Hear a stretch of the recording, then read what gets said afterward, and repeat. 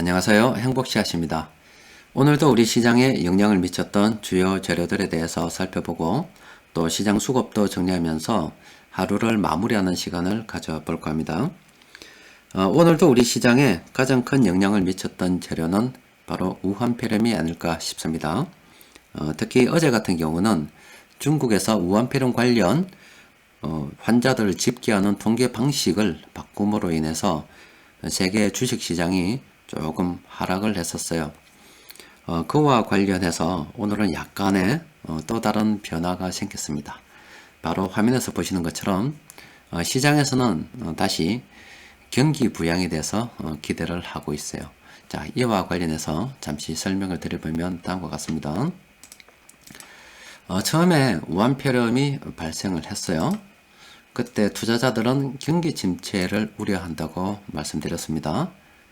그런데 얼마 지나지 않아서 중국 정부에서 우리 돈으로 약 228.7조 원이나 되는 돈을 투입해서 경기를 부양하겠다고 발표를 했어요. 이때가 사실은 우리 주식시장 가장 최근에 1월 말 2월 초 그 사이에 가장 많이 하락했을 때입니다. 사실상 저렇게 우한폐렴이 발생을 하고 중국 정부에서 그 경기 부양을 함으로써 경기 침체 우려에 대해서 부담을 덜어버렸다 이 말이죠. 그러자 투자자들은 그렇지 않아도 세계 경제가 회복하는 마당에 이 우한폐렴이라는 돌발 사태가 생겨서 조금 우려했습니다만은 중국 정부의 경기 부양으로 인해서 뭐 이건 지나가겠지 하고 그냥 넘어간 거예요. 그런데 그때 지나고 난 다음에 우한폐렴이 계속 지속이 되자 또다시 투자자들이 경기 침체 우려를 했단 말이에요. 그러자 이번에는 기준금리를 인하하겠다고 시사를 했습니다. 이 기준금리 인하 시사는 우리나라뿐만이 아니라 중국, 미국, 세계 각국에서도 기준금리 인하에 대해서 생각을 해보는 계기가 되었죠. 그러자 다시 시장은 또 안심하게 되었어요. 그렇게 안심하고 가는 가운데 다시 어제 중국에서 통계를 바꾸는 바람에 시장에서는 그동안 여러 번 시장에서 말씀드렸듯이 뭐 사드라든지 메르스라든지 이런 비슷한 경험이 있기 때문에 그런 경험을 토대로 해서 우한폐렴 관련 나오는 데이터를 잘 취합을 해서 경제에 어느 정도 영향을 미칠 거다라고 시나리오를 세워뒀는데 그 통계 변경으로 인해서 그 시나리오 자체가 무용지물이 되어버렸다 이 말이죠. 그러자 시장에서 조금 혼란을 겪었습니다. 그런데 오늘은 다시 중국에서 경기 부양책을 또 내놓을 거다. 또 심지어는 관련 뉴스들 보니까 뭐 현금으로 마카오에서는 44만 원씩 1인당 막 그냥 뿌린다고 그래요. 그렇게 되다 보니까 중국에서 또 다시 경기 부양하는갑다 이렇게 돼가지고 투자자들이 안심을 해서 현재 가고 있는 상황이다 이렇게 보시면 되겠습니다. 자, 여튼 우한폐렴 계속 이야기를 해서 자꾸 경기 이야기만 하게 되면은 조금 매정하게 들릴 수가 있는데 어떻게 저도 사람인데 우한폐렴 관련 이야기하면서 걱정이 안 되겠어요. 제가 걸릴까 이런 걱정도 물론 합니다만은 그보다는 저 중국에서 나와 똑같은 사람이 죽어나가고 또 정상적으로 사람들이 삶을 살지 못한다고 하는데 그게 어떻게 돈으로만 자꾸 생각이 되겠어요. 기쁘지 않습니다. 그래서 중국의 저 우한 지역 또 그리고 그 외 지역도 많이 퍼졌는데 이게 하루빨리 이 우한폐렴이 그 진정이 돼 가지고 다시 사람들이 정상적인 일상생활로 돌아갈 수 있었으면 좋겠습니다. 자, 여튼 이 우한폐렴 관련해서 오늘은 경기 부양책에 대한 기대가 시장을 조금 지배했다 이렇게 보시면 되고요. 앞으로도 계속 경기 부양에 대해서 사람들이 관심을 가질 수밖에 없는 그런 상황이 되었습니다. 자, 일단 세계 돈 흐름을 통해서 다시 한번 잠시 살펴보면은 지금 세계 외환시장을 통해서 살펴본 바로는 유럽 돈이 계속 지금 세계 각국으로 흘러 들어가고 있고 세계 증시도 이렇게 전반적으로 상승을 하고 있기 때문에 어제 통계 변경으로 인한 충격은 시장에서 별로 없는 것 같아요. 그러니까 다른 말로 이야기하면은 경기 부양 좀 더 하라고 엄살 부렸다 이렇게 해석할 수도 있겠습니다. 자, 그런데 달러 움직임을 잠시 보면 달러는 아직 유로화처럼 이렇게 일관되게 움직이지는 않습니다. 아직은 좀 중구난방입니다. 유로화는 이렇게 전 세계적으로 보면 아시아하고 다른 나라하고 이렇게 돈이 들어가고 있죠. 그런데 달러는 이렇게 아직은 일관적이지 않습니다. 그런데 유독 조금 특이하게 아르헨티나 증시가 많이 하락하면서 달러가 급격하게 지금 유출이 되는, 아르헨티나에서 달러가 지금 빠져나오고 있다 이 말이에요. 저런 움직임을 보인다면 지금 아르헨티나는 무슨 문제가 있는 거라고 볼 수가 있습니다. 아르헨티나뿐만이 아니라 지금 브라질 같은 경우도 그렇거든요. 그래서 관련해서 조금 살펴볼 필요가 있겠어요. 전 세계가 지금 어떻게 돌아가고 있는지 조금 궁금하네요. 이렇게 살펴보면은 지금 현재 보시는 자료는 구글에서 뭐 실시간으로 자기 나름대로 검색 엔진을 이용해 가지고 세계 각국의 경제 지표들을 수집하는, 그렇게 수집해서 보여주는 겁니다. 또 저걸 갖다가 돈 주고 팔아요. 저도 한번 살라고 봤더니 아이고 뭐 1년에 한 1200만원 정도 드는가, 굉장히 비싸더라고요. 월 100만원씩 줘야 되는데 사실상 뭐 저는 경제 분석 기관이 아니라서 그런 일을 하는 게 아니라서 투자에 도움이 될까 싶어서 사는데, 저한테 별로 도움이 안 되는 자료까지 다 사면서 1년에 1200만원씩 하기는 조금 부담스럽더라고요. 그래서 그냥 참고 삼아 이렇게 보고만 있습니다. 자, 일단 뭐 놓은 김에 잠시 살펴보면은 국내 총생산 규모로 살펴보면은 우리나라 위치가 요 정도 있어요. 세계에서 몇 등입니까? 1, 2, 3, 4, 5, 6, 7, 8, 9, 10, 11, 12, 13. 한국이 국내 총생산 규모로 보면은 전 세계 13등입니다. 좀 자랑스럽죠? 1953년도, 뭐 4년도, 50년대 우리나라 전쟁이 일어나고 1962년도만 하더라도 전 세계에서 가장 가난한 나라였는데, 요즘 굿네이버스라고 애들 초등학생들 특히 학교 가면은 기부해라고 막 날라와요. 날라오는데 거기 뭐 방글라데시나 다른데 좀 어려운 국가 국민들 소개를 하더라고요. 그런데 생각해보면은 사실 그런 나라보다 우리는 더 못 살았다 입니까? 1962년도, 60년도만 하더라도. 근데 지금 전 세계 13위입니다. 남을 도와줄 수 있는 나라가 된 게 얼마나 자랑스럽습니까? 자, 인구를 보면은 인구가 우리나라보다 작은 나라가요, 캐나다 한 나라밖에 없습니다. 특히 캐나다는 전 세계에서 땅이 두 번째로 넓은 나라 아닙니까? 자원이 얼마나 많은 나라예요. 나무만 팔아도 100년은 묵고 산다는 나라입니다. 그런 나라가 우리 바로 위에 있어요.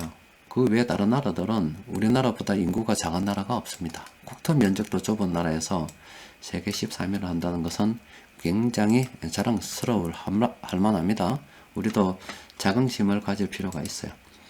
자, 지금 실업률을 잠시 보면은 답이 나오겠죠. 지금 실업률을 보면은 아르헨티나가 굉장히 실업률이 안 좋습니다. 10명 중에 1명은 이탈리아고, 아르헨티나가 뭐 10명 중 1명은 놀고 있습니다. 그런데 찾아보니까 아르헨티나보다 더 안 좋은 나라가 있네요. 지금 남아공이 10명 중에 3명은 논답니다. 취직을 할 데가 없대요. 그래서 지금 영어 가르치시는 분들, 영어 선생님들 좀 보면은 남아공에서 우리나라로 오신 분들, 아니면 중국이나 다른 나라로 영어 선생님으로 취직을 하신 분들이 많으신 것 같더라고요. 일단 자기 나라에서 일이 없다 보니까 다른 나라로 갈 수밖에 없죠. 지금 다음으로 나이지리아가 좋지 않습니다. 스페인도 그때 남유럽 재정위기 이후로 아직 회복을 하지 못하고 있는 것 같아요. 좋지 않습니다. 터키도 좋지 않고, 브라질도 좋지 않네요. 이렇게 실업률이 높다 보니까 사람들이 돈을 못 벌다 보니까 지금 저렇게 어려운가 봅니다. 또 그리고 물가 상승률을 좀 봐야 돼요. 물가 상승률을 같이 보면은 지금 아르헨티나에서 물가 상승률이 이래 높다는 것은요, 돈의 가치가 없다는 겁니다. 돈을 갖다가 얼마 어마무시하게 그냥 찍어냈다는 거예요. 그냥 돈 풀어서, 이 경제라고 하는 것이 경제 규모가 커져가면서 돈이 따라 이래 늘어가야 되거든요. 가야 되는데 그냥 돈만 찍어서 막 뿌렸다는 얘기가 되는 겁니다. 그렇다 보니까 돈의 가치가 쑥 떨어진 거예요. 부동산 가치가 높아지고, 지금 우리나라 같은 경우도 부동산 가격이 자꾸 높아진다고 사람들이 볼멘 소리 하는데 참 우스운 이야기입니다. 자기 월급 오르는 거는 좋고 부동산 월급 오르는 것은, 부동산 가격이 오르는 것은 안 좋고, 이렇게 해석하면 안 돼요. 왜 그러냐면은 자기 월급이 오르는 것은 돈이 늘어나기 때문에 돈의 가치가 떨어져서 월급을 보존해 주는 거예요. 실제 오르는 게 아닙니다. 그냥 돈의 가치가 떨어진 만큼 올려주는 겁니다. 물론 그것보다 좀 더 올려주긴 하겠죠. 그리고 이 부동산 가격이 월급이 오르면 당연히 또 오르는 거예요. 돈이 자꾸 이렇게 풀리는데 이 실물자산 부동산 가격이 안 오르고 100이겠습니까? 그걸 갖다가 정책적으로 자꾸 찍어 누른다고 해서 그게 잡히겠냐고. 언젠가나 와서 그 규제가 풀어졌을 때 한 방에 또 폭등할 때 어떻게 잡을 겁니까? 이게 좀 사람들 생각해보면 보면 좀 답답해요. 자, 아르헨티나가 돈을 저래 찍어냈는데 돈의 가치가 떨어지니까 저렇게 어려운 거 아닙니까? 거기에 베네수엘라 같은 나라도 이거는 참 할 말 없는 나라죠. 인구가 3,100만 명밖에 안 되고 석유가 세계에서 제일 많다고 하는데도 나라 경제를 어떻게 운영했길래 이렇게 돈의 가치가 저래 됐어요.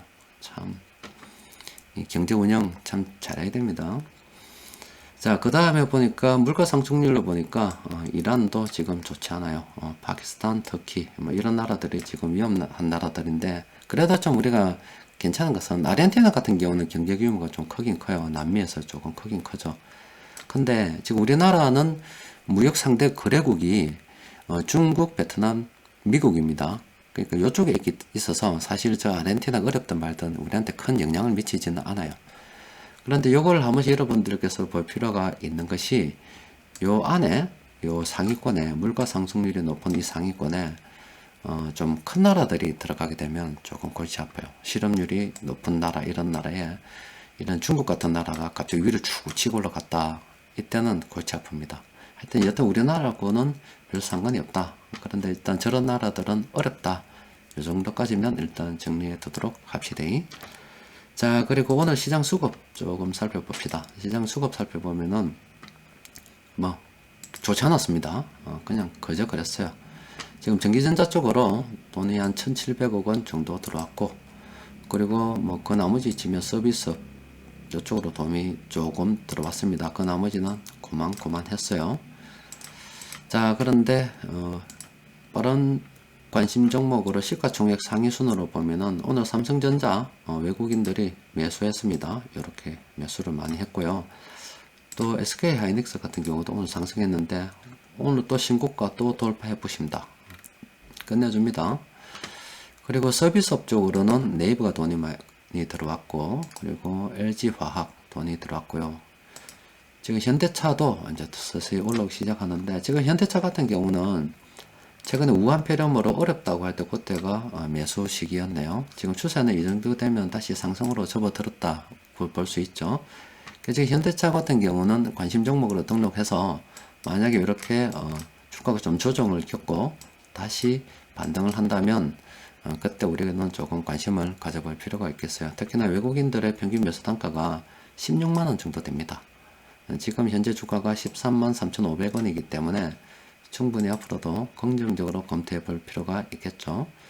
그리고 수급 분석표 검색을 통해서 오늘 시장에서 큰돈 굴리는 세력들이 매수한 종목들을 살펴보니까 요 5종목입니다. KH바텍, 대덕전자, BH, 유니테스트, 파라다이스. 요 종목들은 여러분들께서 주말에 꼭 한번 수급 분석 한번 해 보십시오. 또 그리고 시장에서 고점권에 머무는 종목들이 어떻는가 살펴보니까 지금 MC넥스 같은 경우는 지금 참모들이 이렇게 매수했어요. 지금 매도 중입니다. 매도 중인 상황이라서 지금 고점권으로 보고 서서히 분할 매도 관점으로 접근하시는 것이 좋겠습니다. 자, 슈프리머 같은 경우도 분할 매도 관점으로, 물론 더 상승할 수도 있어요. 이제 욕심을 이 정도면 좀 대충 정리하는 거지 어떻게 항상 바닥 부근에서 잡고 맨 꼭대기에서 팔아먹을 수 있겠습니까? 그렇게 불가능한 투자하는 거 아니에요. 대충 이맘때 되면은 대충 만족하고 파는 게 좋아요. 그리고 알레프텍 보면은 이 종목도 많이 상승했기 때문에 자, 뭐 적당하게 끊어먹는 쪽으로, 캠시스도 그거보다 많이 상승했죠. 뭐 참모들이 분할 매도 중이에요. 뭐 한동안 분할 매도 하겠지만 뭐 적당하게 슬슬 분할 매도 관점으로 접근하시는 것이 좋지 않을까 싶고요. 또 원익 IPS 같은 경우도 지금 참모들이 이렇게 매수해서 지금 매도 중이기 때문에 서서히 분할 매도 관점으로 접근하는 것이 좋지 않을까 싶습니다. 자, 이번 주도 뭐 무한폐렴 관련해서 조금 일이 많았습니다. 그런데 제가 세계 돈 흐름을 볼 때는 아직은 뭐 무한폐렴 관련해서 그렇게 큰 영향을 받지 않을 것 같고, 오히려 엄살을 부리는 뭐 그런 것 같고, 다음 주 돼서 우리가 조금 조심해야 될 부분은 바로 이겁니다. 지금 유럽 돈들이 그동안 많이 들어왔는데, 이 유럽 돈 관련해서 제가 얘들은 단기적으로 움직이는 경향이 많다 그랬죠. 들어오면 나갈 때가 있어요. 이 나갈 때 달러가 움직여줘야 되는데, 제발 좀 달러가 들어왔으면 좋겠어요. 달러가 안 들어오면은 다시 시장은 조정을 겪을 수도 있기 때문에, 다음 주에도 계속 저 유럽 돈이 어떻게 움직이는가, 유럽 상황이 어떤가, 이런 거에 대해서 조금 관심을 가져볼 필요가 있겠습니다. 자, 오늘은 여기까지 하고요. 이번 주 시황을 마무리하도록 하겠습니다. 모두 고생하셨습니다.